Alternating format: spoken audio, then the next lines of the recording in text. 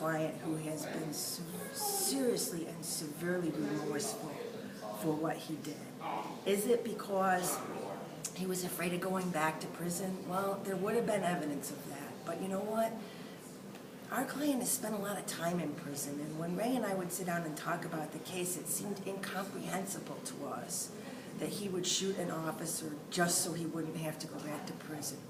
Why did this happen? I don't know. I don't know.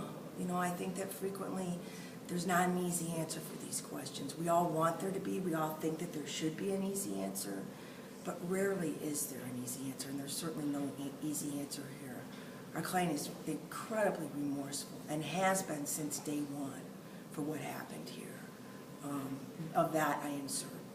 And I am certain that this plea happened, at least from our perspective, because of the remorse he feels, and because he was someone that every time you guys wrote a story about David Moore or had something on the news about David Moore, he watched it intently, and that made him feel all the worse. So part of his sentence, part of his life sentence is going to involve the fact that every day for the rest of his life, he is going to think about what he did to the Moore family, what he did to David Moore. There's no question that Officer Moore was a really good police officer, a person that we would want to have more police officers like in Indianapolis, and he was an extraordinary human being.